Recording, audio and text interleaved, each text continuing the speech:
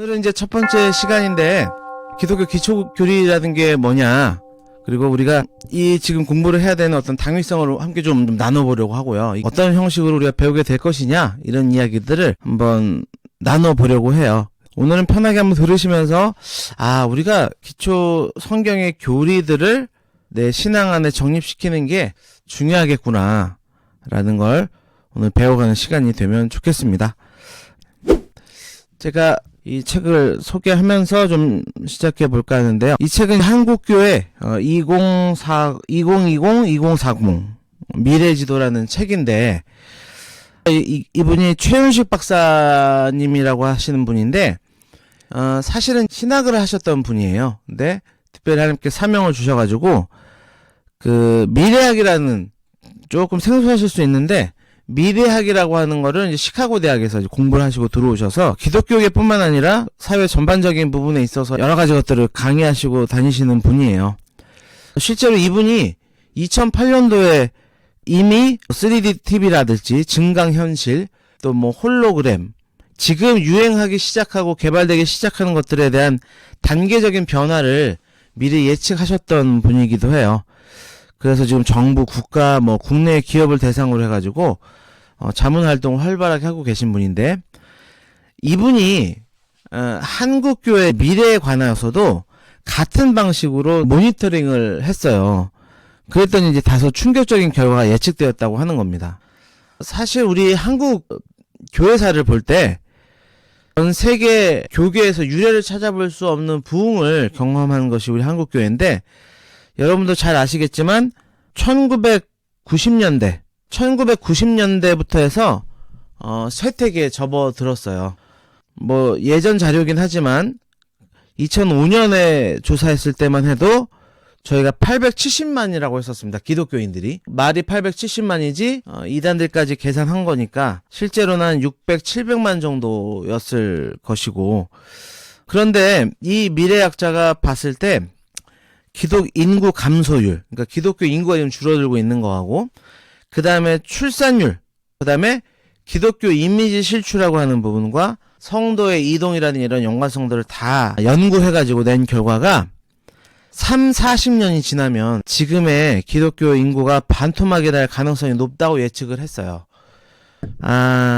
이게 좀 현실로 가고 있는 상황인데, 실제로 그렇습니다. 최근에 조사한 결과만 보더라도 기독교 주요 교단 6곳에서 통계조사를 발표했는데, 지난해 1년 동안 교회를 떠난 수만 40만 명이 된대요. 어마어마하죠. 그러니까 교회를 안 나오는 수가 아니고 기독교 자체를 떠난 인구가. 그러니까 지난 10년간 176만이 감소했는데 한 해 동안 40만이 감소했다는 거는 굉장한 수치예요. 지금 우리가 겪고 있는 현실의 상황들입니다. 더군다나 청년, 청소년들이 기독교를 떠나고 있어요. 이것도 오래된 또 조사긴 하지만 왜 떠나느냐를 좀 확인해 봤더니 신앙생활에 대한 회의가 가장 높더라는 거예요. 이게 뭐냐면, 저도 그 교회학교를 오래 하면서 느낀 거지만 아이들이 그냥 멍하게 앉아있는 것처럼 보이지만 신앙 고민을 하고 있다는 거죠. 여러분의 자녀들, 더 나아가서는 우리 손주들, 그들이 지금 가장 지적 호기심이 넘치는 때이고, 그런 가운데 세상의 많은 가치관들을 자연스럽게 받아들이고 있는 시기거든요. 근데 그러면서 기독교 가치와 충돌하기 시작하는 거예요. 이제 그런 과정 속에서 성경에 대한 의심도 가장 많이 생기는 시기래요. 그러니까 기독교 떠나는 이유가 교회가 배타적이어서, 강압적이어서, 비도덕적인 문제가 있어서, 이런 걸 떠나가지고 다음 세대들에게 가장 큰 문제는 신앙생활에 대한 회의라는 겁니다. 내가 무엇을 배웠고 알았고 믿었고 어떻게 행동해야 되느냐는 이 신앙 문제를 맞닥뜨리게 되면서 교회를 떠나게 된다는 거예요. 그리고 이런 고민이 계속되는 이 아이들, 청소년들, 청년들, 이렇게 교회에 대해서 흔들리고 있을 때 오히려 이들을 향해서 집중적으로 포교 활동을 벌이는 자들이 있는데 바로 이런 사람들이죠. 지금 실제적으로 이 신천지나 다른 이단들의 젊은 세대들의 비율이 굉장히 높아요. 그러니까 이런 부분에서 이상히 여겨야 되거든요. 교회는 청소년과 청년들이 감소해서 문제들인데 이 이단들에는 청년들이 몰리고 있어요. 또 들어가면 나오지를 못하네요. 참 신기한 일인 건데, 이런 흐름이 한국 교회 다음 세대 청년들뿐만 아니라 사실은 어른 세대들에까지도 영향을 미치고 있어요. 또 한 가지 교회 안에서 아주 문제가 되는 것 중에 하나가 교회 안에 아주 중요하다고 생각하는 가치들이 그 의미들이 퇴색되고 변질되는 일들이 지금 발생하고 있어요. 어떤 것이냐면 먼저는 예배에 관한 것이거든요. 여러분 우리 신앙의 중심부에는 반드시 예배의 대상인 하나님을 향한 참된 경외심이 밑바탕을 자리 잡고 있는 거예요. 그리고 그런 하나님을 향한 경외를 나타내는 아주 전형적인 표현이 우리가 드리고 있는 공적인 예배입니다. 그렇기 때문에 한 교회의 예배의 모습은 그 교회의 영적 수준을 보여주고요. 성도들의 신앙생활을 여실히 보여주는 장이 공예배예요. 한 개인이 어떻게 하나님과 관계하며 살아가는지는 그가 공예배를 통해서 어떻게 예배를 드리고 있는지를 보면 알 수 있어요. 이건 분명한 영적인 원리입니다. 여러분의 예배의 모습은 좀 어떠세요? 혹시 습관적인 지각이 있지는 않는지, 준비 없이 드리는 헌금이 매번 좀 반복되는 건 아닌지, 감격이 없는 그냥 형식적인 예배의 모습을 드리고 있지는 않은지, 또 예배라는 것이 내 삶의 중심이 아니라 그냥 변두리에 자리 잡고 있지는 않은지를 생각해야 되는데요. 더 나아가서 이게 왜 문제인지를 모른다면 더 심각한 문제 가운데 있을 수 있는 거예요. 사실 이러한 고질적인 문제를 해결해 보려고, 그러니까 형식적인 예배를 좀 탈피해 보려고 한국교회가 여러 갱신 방안들을 좀 내세웠어요. 그런 시도를 한다는 것 자체만이 긍정적인 것은 아니라는 것을 우리가 알아야 되는데요. 왜냐하면 다양한 시도들을 하는 건 좋지만 예배의 본질에 대한 부분을 놓치는 많은 형태들이 지금 나타나고 있다는 것을 우리가 분별할 수 있어야 됩니다. 첫째 어떤 파가 있냐면요. 프로그램파가 있어요. 프로그램파. 이런 생각을 가지고 있는 거거든요. 그러니까 예배라는 것은 그럴 수밖에 없기 때문에, 예배는 그렇게 좀 딱딱해 보일 수밖에 없기 때문에 교인들의 신앙생활을 위해서 예배 이외의 프로그램들을 더 의지해야 된다라고 주장하는 교회들이 있는 거예요. 그런 교회의 특징들은 어떤 줄 아세요? 예배는 굉장히 간단하게 드려요. 예배는 최대한 간단하게 드리고 나머지 시간에 뭐 훈련, 행사, 프로그램 이런 것들을 통해서 성도들로 하여금 신앙생활의 구심점을 잡게 만들어요. 긍정적이어 보이십니까, 여러분? 그래서 그런 교회들 보면 새벽 기도도 없고요. 수요 기도에 뭐 금요 기도 이런 것들은 다 없어요. 아까 말씀드린 것처럼 예배를 다 축소하고 없앱니다. 그리고 그 자리에다가 삶을 나누는 친교회에 오로지 포커스를 맞춰요. 그러니까 예배가 있는 주일에도 오전에 예배 깔끔하게 드리고 다 같이 운동을 하러 간다든지 등산을 한다든지 이러한 모임들을 활성화시키는 거예요. 친교 활동이 중심이 돼버리는, 고민을 해봐야 되는 것입니다. 두 번째는 재미파가 있어요. 재미파. 예배에다가 이제는 엔터테인먼트적인 요소를 집어넣는 거예요. 앞서 말했던 그 교회들은 예배는 그럴 수밖에 없다. 그러니까 짧게 드리자. 그리고 나머지 시간에 우리가 그냥 프로그램 위주로 돌리자. 다른 교회는 예배 안에서 사람들이 즐길 만한 요소들을 더욱더 도입해서 예배를 좀 바꿔야 된다. 그렇게 이야기하는 거예요. 그러니까 따분한 이전에 교회 예식 형식은 좀 벗어버리고, 그렇죠?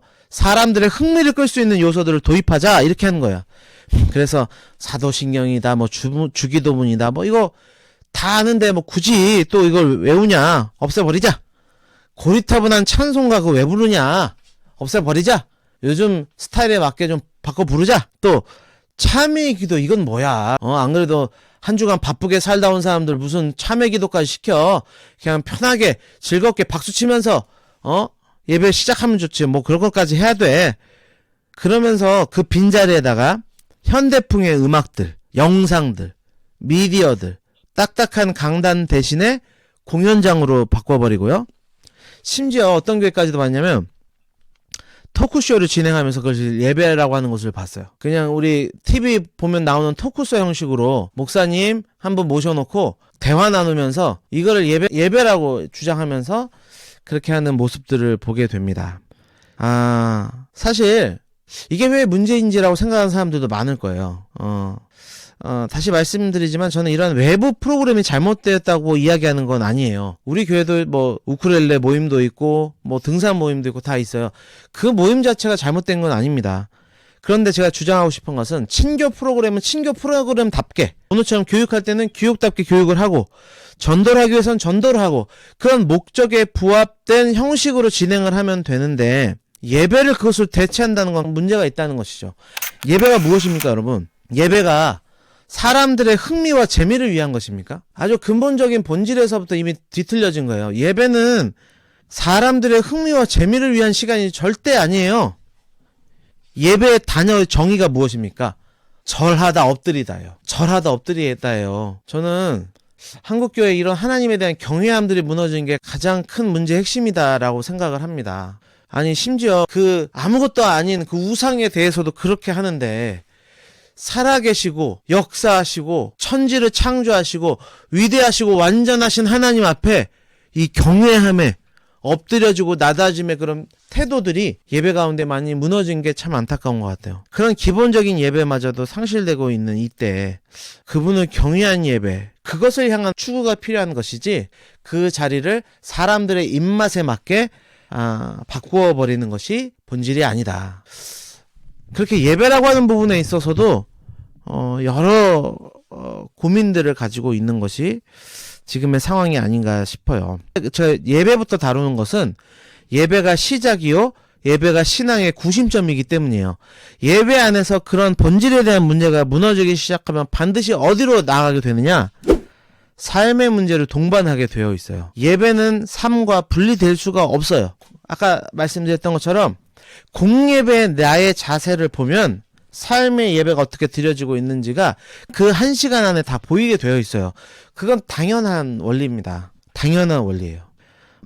역사적으로 하나님과 만남이 사라진 예배는 항상 방종한 삶의 원인이 되어 왔어요. 항상. 살아있는 하나님의 임재를 경험할 수 없는 형식적인 예배는 하나님 중심의 삶을 살지 못하게 하는 요인이 늘 되어 왔어요. 그래서 여러분, 예배의 영광스러운 회복이 없이 교회의 영광스러운 회복은 없는 거예요. 이거를 기억하셔야 합니다. 한국 사회의 가장 큰 문제점이 무엇입니까? 라는 질문에 40% 이상이 윤리 도덕적인 문제다. 이기주의, 불신, 갈등 뭐 이런 이야기들을 하고 있는 것이죠. 또한 이 시대가 교회가 무엇인지를 잘 모르는 것 같아요. 교회란 무엇인가? 그래서 저는 지금 청년부에서도 시리즈 설교를 하는데 교회가 뭔지만 지금 집중적으로 파고 있어요.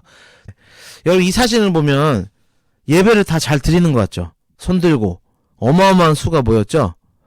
근데 여러분 이 예배자들이 모여있는 이 공동체 생활은 어떨 것 같으세요? 잘 모르시겠죠? 근데 저는 잘 알아요. 왜냐면 제가 있었던 교회 공동체니까. 제가 여기 요 뒤편에서 드럼을 치고 있었습니다.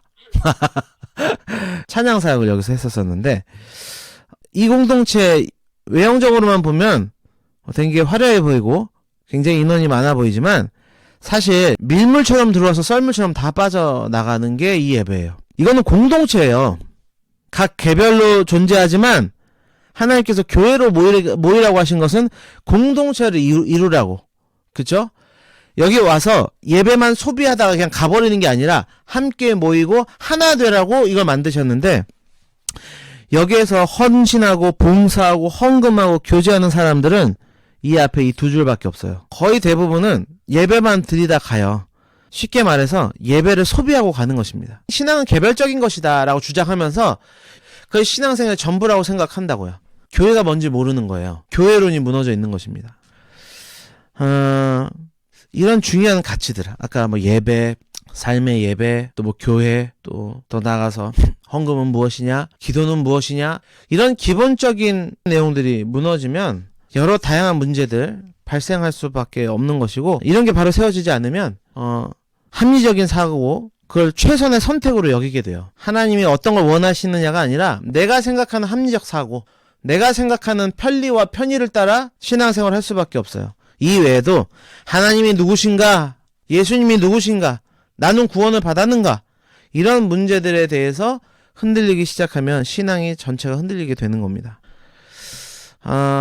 여러분 교회 내적 외적으로 이런 문제들이 우리 가운데 있어요. 이건 사실 목회자인 저만의 고민이 아니라 교회인 성도 모두가 함께 고민해야 되고 어떻게 해야 될지를 깊이 좀 생각해야 되는 것이 바로 우리의 상황이에요. 우리는 이런 위기 속에서 어떻게 이것들을 극복하며 나아갈까? 물론 이 작은 성경 공부 안에서 이런 이야기를 나누는 것이 너무 거대 담론을 나누는 것처럼 여겨질 수도 있겠지만 저는 그렇게 생각하지 않고요. 여기 계신 한 분 한 분이 같은 문제의식을 가지고 이 성경 공부를 통해 배워나가는 것들에 대해서 최선을 다해서 배워나갈 때 저는 여러분 한 사람을 통해 여러분의 가정이 바뀌고 여러분의 자녀들이 바뀌고 그 자녀들이 바뀐 그들을 통해서 공동체가 바뀌고 그렇게 하나님의 역사들이 이루어질 거라고 믿어요. 어떻게 이 문제를 해결할 수 있을까? 저는 역사적 관점에서 이것을 좀 살펴봤어요. 과거에도 이런 문제가 있었을 거거든요. 교회 안에 이런 문제들이 있어 왔어요. 근데 이 문제를 해결하기 위해 어떻게 했었느냐? 역사는 미래를 보는 거울이기 때문에 역사를 볼 필요가 있어요. 그런 측면에서 여러분에게 한번 여쭤보고 싶은 거는 우리 개신교, 우리 개혁교회가 이 프로테스탄트 교회가 언제 어떤 상황에서 시작됐는지 아세요, 여러분? 이런 상황에서 시작이 됐어요. 지금으로부터 한 500년, 510년 정도 전인데요. 1517년에 로마 카톨릭 부패로부터 시작됐어요. 교회의 부패로부터 시작된 게 개혁교회예요. 1517년. 이때 로마 카톨릭의 부패의 시작이 뭐로부터 시작됐는지 아세요? 교회 건축으로부터 시작이 됐어요. 웅장한 교회 건축을 짓기에 무리한 공사가 시작돼요.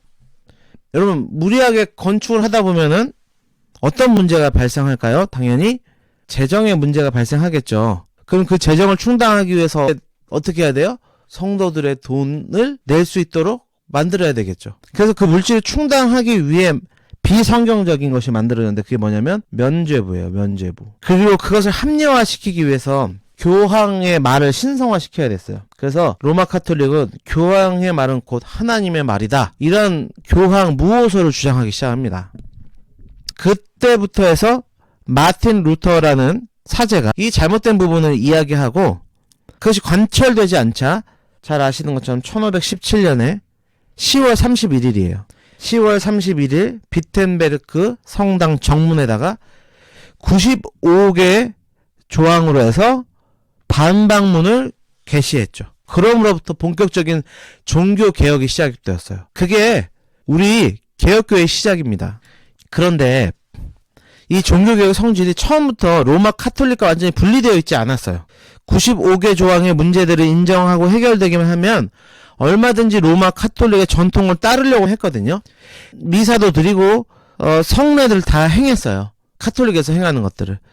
그러면서 성도들의 신앙이 그 무엇인지 정체성의 혼동이 그때부터 오기 시작해요. 우리가 교회냐 카톨릭이냐 전혀 분간을 할 수가 없기 시작한 겁니다. 두 번째는 성경의 권위에 문제가 있었습니다.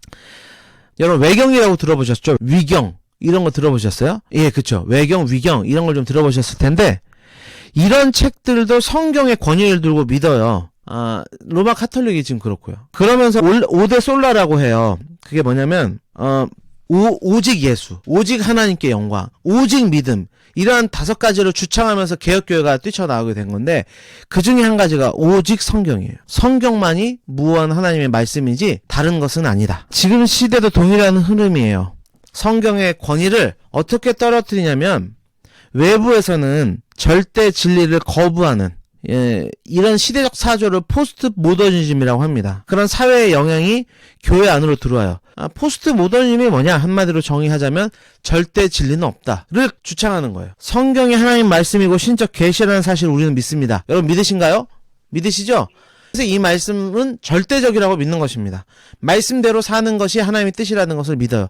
그러나 세상이 우리에게 주창하고 가르치려고 하는 시대적 사조는 그런 건 없다는 거예요. 절대적인 것도 없고 영원한 것도 없다라고 이야기하는 것에 이 시대가 그 흐름을 따라가고 있고 제가 지금 가르치고 더 훈련해야 되는 다음 세대들과 청년들은 이 시대적 사조에 너무나도 노출이 많이 되어 있어요.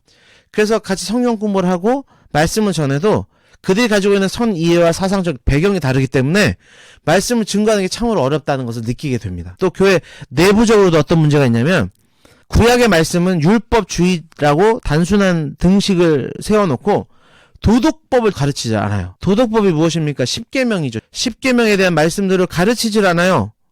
그리고 그 자리를 뭘로 대체해요?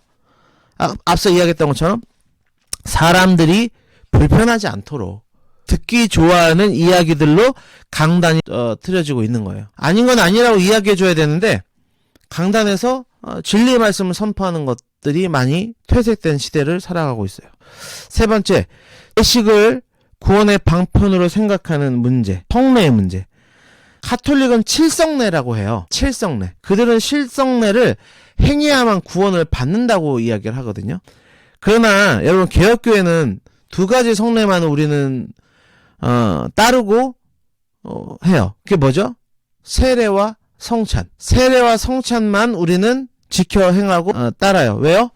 간단합니다. 예수님이 우리에게 직접 제정하시고 가르치셨기 때문에. 그리고 우리가 그 두 가지를 통해서 구원을 얻는다, 이렇게 이야기하는 게 아니고, 우리는 구원받은 자들로서 그런 예식에 참여하는 것이지 그것이 구원의 방편이 될 수가 없는 거죠. 그러나 가톨릭은 이 칠성례를 행해야 구원을 받는다고 주장했어요. 이거를 전면 부정하고 뛰쳐나왔던 것이 개혁교회입니다. 뿐만 아니라 그 당시에도 이단의 문제가 판을 치고 있었어요. 크게 두 가지 이단을 좀 살펴보고 싶은데, 먼저는 알미니안주의자들이에요. 이건 뭐냐? 인간은 행동으로 구원을 받는다. 행함의 구원. 이 문제가 있었습니다. 여호와의 증인들 아시죠? 지하철에 보면 파수꾼이라고 해가지고 항상 시간 정해서 서 있는 분들을 보실 거예요. 그분들을 보시면서 야, 대단하다 생각이 드시죠? 대단하죠. 대단한데 그게 무엇에 의해서 그렇게 되는 거냐? 그들은 그렇게 해야 구원을 받아요. 그러니까 그렇게 하는 거예요. 추위에도 장갑 끼고라도 자기 정해진 시간에 막 서 있는 거예요. 왜? 그렇게 해야 구원을 받으니까. 불법주의가 그렇게 무서운 겁니다. 두 번째는 도덕법 폐기론이에요. 구원을 받았으면 마음대로 살아도 된다라고 주장하는 이단들이 있었습니다. 그런데 우리가 해야 될 질문은 이 당시 이런 문제들이 있었다가 중요한 게 아니고, 더 중요한 문제는 뭐냐? 이런 문제 속에서도 개혁교회가 어떻게 했길래 이 복음이 우리에게까지 전해줄 수 있었느냐를 저는 질문하고 싶은 거예요. 그리고 지금 이러한 문제가 있는 한국교회 상황들 속에서도 이때의 개혁교회가 가지고 있던 것들 우리가 해낼 때 우리도 역시 다음 세대들에게 복음이 끊어지지 않고 증거할 수 있는 역할을 감당할 수 있다. 오늘 그런 논지로 이 이야기를 지금 하고 있는 건데요. 이때 이들이 했던 것이 무엇이냐? 이겁니다. 문제 해결을 이렇게 했어요. 이런 문제들로 130년간을 몸살을 앓다가 1643년이에요. 웨스트민스터 대성당에서 그 문제가 심각성을 띠게 될 때 하나님의 사람들, 그러니까 목회자들, 신학자들, 그들이 100여 명이 모입니다. 그리고 매주 월요일 하나님의 영광과 교회의 유익을 위해서 살겠다고 서약을 하고요. 매월 1회씩 금식 기도를 하고요. 아침 9시에 모여서 기독교를 올바로 세우는 일들을 감행해요. 몇 년 동안 하냐면 5년 8개월 동안. 그러면서 그들이 했던 게 뭐냐? 첫 번째, 교회 정치를 바로 세웁니다. 개혁교회와 다른 입장을 취하는 자들, 취할 수는 있는데 그 뜻이 잘못됐다고 이야기했을 때 돌이키지 않는 자들에게 권징을 행사했어요. 세례와 성찬 예식에 참여하지 못하게 했습니다. 음부의 권세가 이기지 못하는 교회는 천국 열쇠가 있다, 주님께서 말씀하셨어요. 천국 열쇠가 있다는 게 뭔지 아세요? 이 교회에서 선포하는 대로 이 땅에서 매면 하늘에서 메우고, 이 땅에서 풀면 하늘에서도 풀리는 권능과 능력이 교회 안에 있다. 저는 이걸 믿습니다. 아무리 권위가 무너진 시대를 살아가더라도 절대 그렇지 않아요. 하나님의 말씀, 하나님의 기준, 그것을 통하여 하나님은 이 땅을 통치하신다. 그래서 권징을 바르게 행할 수 있는 거예요. 여러분, 언제나 올바른 권징은 올바른 교회의 표징이었어요. 개혁교회가 예전부터 올바른 교회의 표징이 뭔가를 물어볼 때 세 가지였어요. 그게 뭘까요? 첫째, 바른 복음의 선포. 강단을 통하여서 바른 예수 그리스도의 복음의 선포가 이루어지는 것. 그것이 올바른 교회다, 이렇게 이야기했어요. 두 번째, 바른 성례전. 그러니까 세례와 성찬이 올바로 행해지고 있느냐. 마지막 세 번째가 바로 올바른 권징이 행해지느냐였어요. 개혁교회는 그것부터 바로 세웠습니다. 그래서 이단을 정죄하고 치리하고 출교시키는 일들을 했어요. 두 번째로 했던 게 뭐냐? 예배의 모범을 작성합니다. 앞서 말씀드린 대로 예배가 중요하다니까요, 정말. 이 예 시간에 모든 걸 담아놨어요. 왜 오자마자 부름의 선포, 여호와를 찬양할지어다 하면은 임내 찬양을 하나님께 다 같이 올려드리고 참회의 기도가 있고 사죄의 선언이 있고 이런 예식의 순서들이 5년 8개월간의 이런 노력 끝에 만들어진 결과물들이에요. 그러니까 기독교 정체성을 예배 모범 안에다 다 담아놓은 거예요. 그리고 나서 한 게 또 뭐냐? 신앙 고백서를 작성했어요. 여러분이 잘 아는 신앙 고백서는 사도신경이죠. 신앙을 고백하는 것. 그로 인해서 신앙을 점검하게 했어요. 사실 그 당시에는 이 신앙 고백은 이단과 하나님의 사람들을 구별하는 것으로 신앙 고백서를 만들었어요. 나는 천지의 창조주 하나님을 믿습니다. 그 외아들 우리 주 예수 그리스도를 믿습니다. 이걸 고백하고 예배를 드리게 한 거죠. 그리고 나서 한 게 뭐냐? 여러분, 교리 문답을 작성하겠습니다. 이런 상황 속에서 피해자들이 계속 만들어지니까 우리가 믿는 하나님은 뭔지, 저들이 믿는 하나님과 우리가 믿는 하나님 뭐가 다른지, 삼위일체는 무엇인지, 인간은 무엇인지, 나는 왜 이 땅에 태어났는지, 살아갈 목적은 무엇인지, 죄는 무엇인지, 구원을 받았다는 것은 무엇인지, 이런 것들을 질문 형태로 만들었어요. 그래서 그거를 다음 세대들과 새신자들에게 가르쳤던 게 소요리 문답이라고 하는 거예요. 많이 들어보셨죠? 웨스트민스터 소요리 문답. 그리고 목회자들과 중직자들을 위해서 만들었던 게 웨스트민스터 대요리 문답. 그거를 만든 거예요. 그리고 여러분이 지금 다니고 있는 장로교는 다음과 같은 방안을 규정하고 있어요. 우리는 성령으로 영감된 신구약 성경이 기독교의 유일무한 하나님의 말씀임과 신앙과 생활 규준임을 믿으며 역사적 기독교의 공동 신조들과 웨스트민스터 신앙 고백을 우리의 신앙의 고백의 표본으로 삼는다. 근데 한 번도 안 들어보셨죠? 이게 우리가 가지고 있는 교육적 우리의 입장이에요. 우리 개혁교회는 이걸 믿는다는 거예요. 그런데 이 웨스트민스터 신학 고백서를 교리문답을 들어볼 기회가 많지 않았을 거예요. 우리는 대한예수교회 장로의 백석총회거든요. 이것을 가르칠 의무가 있어요. 이게 우리의 교육적 입장이니까. 제가 여러분과 함께하고 싶은 게 그래서 웨스트민스터 소교리 문답을 앞으로 할 것입니다. 이야기를 하려고 여기까지 왔는데, 이 소교리 문답에 대해서 올 한 해 한번 쭉 가보는 거예요. 그래서 정말 이런 위기 속에서 신앙의 뼈대를 세웠던 믿음의 선진들처럼 우리도 신앙의 뼈대를 세워서 우리 다음 세대들이 엄마 이건 뭐야 물어볼 때 그거 목사님한테 물어봐 가 아니라 나도 알고 있어 이건 이거야 라고 설명해 줄 수 있는 교리의 뼈대를 세우는 이 성경 공부가 되기를 바랍니다.